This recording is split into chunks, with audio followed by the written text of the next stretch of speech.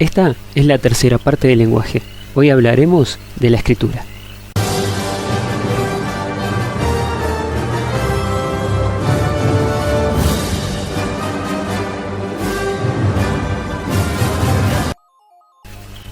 Seguramente acabas de enviar un mensaje o de recibirlo.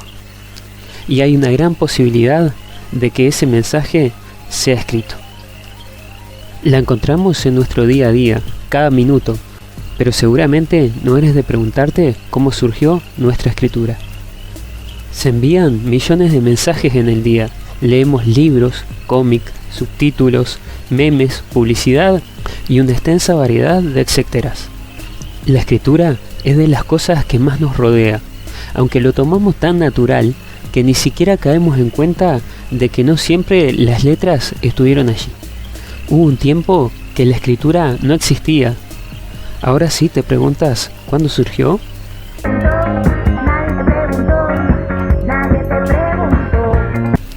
Hace más de 100.000 años, el hombre primitivo necesitó comunicarse con sus pares, y poco a poco se originó el habla. Con él se podía comunicar, entenderse al fin por primera vez entre individuos. Pero faltaba algo, poder plasmar las imágenes que no se podían terminar de describir con ruidos y mucho menos pasarlos a nuevas generaciones, ya que las palabras, como se dice, se las lleva el viento. Y se marchó, y a su barco le llamó libertad. Mucho de lo que se contaba por habla se iba perdiendo con el paso del tiempo. Así nacieron las pinturas rupestres, hace unos 75.000 años. Pero seguía faltando algo. Si bien las imágenes ayudaban a plasmar algo mejor lo que se intentaba expresar, de todas maneras faltaba complementarlo. Aquí es donde nació la escritura, aunque no era lo que hoy conocemos. Esta marcó la diferencia entre historia y prehistoria. Determina una línea muy marcada entre ambas. Antes de la escritura era prehistoria, luego de ella empieza a llamarse historia. Por los datos que tenemos, la creación se dio hace unos 5.000 años, de la mano de los sumerios, ubicados en la antigua Mesopotamia, en Oriente Medio. En ese momento, ellos eran uno de los más grandes pueblos comerciales del mundo antiguo. Pero con pinturas no era sencillo expresar finanzas. Había que crear algo más que lo expresara de una manera mejor. ¡Hay agua mineral, spray, coca! ¡Hay coca, bebida fresca y coca! ¡Hay spray, coca, agua fresca, coca! ¡Hay coca, coca! Los sumerios calculaban sus finanzas encerrando dentro de 2 capas de arcilla unos pequeños objetos que podrían ser huesos y piedras de distintas formas. Estos quedaban sellados por estas 2 capas de barro y por fuera se replicaban las figuras dibujándolas en las capas de arcilla. Digamos, algo así como una antigua moneda, ya que tenían X valor. Se utilizaba, por ejemplo, para contabilizar las cabras, cosechas u otro tipo de mercadería que el comerciante pudiera tener. ¡A los pastelitos, caseritos de membrillo y de batata, ¡Hay bola de fraile, relleno de churro! Lo malo es que para contactar que aquel objeto tuviera dentro lo que decía afuera, había que romperlo para saber que no era una falsificación, y al quebrarlo, obviamente, perdía su valor. Sí, desde aquel entonces ya existían los falsificadores. También en el antiguo Egipto, la escritura iba a tener una gran evolución. Dado a la cercanía entre tiempo y distancia entre estas civilizaciones, no se sabe cuál inició a ciencia cierta la escritura. Hay un gran debate sobre esto. Unos dicen que fueron los sumerios, otros que fueron los de Egipto, y que uno copió al otro. Lo innegable es que Egipto continuó evolucionando la escritura, aunque hay un tercero en discordia que complica todo: la antigua China. Pero vamos por partes. A la escritura de los sumerios en la arcilla se le llamó escritura cueniforme, ya que se escribía con unas herramientas que se le llama cuñas por sus extrañas formas. Para escribir, las cuñas se apoyaban en la arcilla en diferentes maneras, que daban el significado que se quería.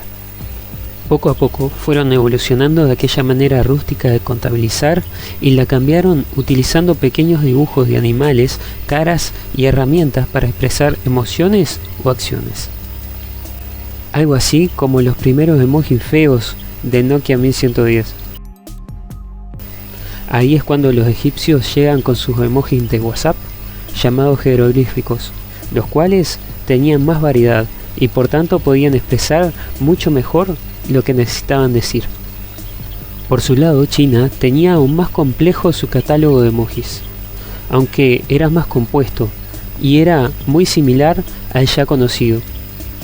A lo largo del tiempo no necesitó hacer muchos cambios, pero ese alfabeto es algo que solo los chinos entienden, así que sigamos con Egipto. Aunque de todas maneras ellos crearon otro de los inventos determinantes para la escritura, que en breve lo vamos a estar hablando. Esta escritura, la egipcia, se hacía de forma vertical. Como en Egipto había más bien arena y no barro, se sustituyó por cueros tratados llamados pergaminos, inventados por los pérgamos, en el siglo II a.C. y por supuesto el mítico papiro, que consistía en prensar capas finas de la especie de junco. Como Egipto también era una civilización comercial, su método de escritura se expandió a otras civilizaciones.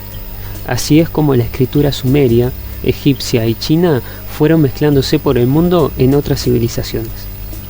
En Egipto, al ser mayoritariamente en piedras, la escritura se hacía por medio de algo similar a un cincel, pero los chinos inventaron algo revolucionario.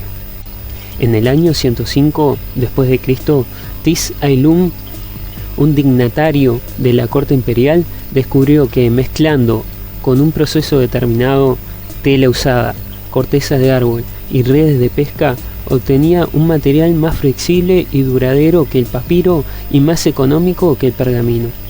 Así nacía el papel. Para escribir, en estos tres se utilizaban unas cañas finas moldeándole una punta, la cual se mojaba en tintas. Ahora ya no había que ir a la escuela con una roca de 25 kilos en la mochila. La escritura entró en las distintas civilizaciones emergentes.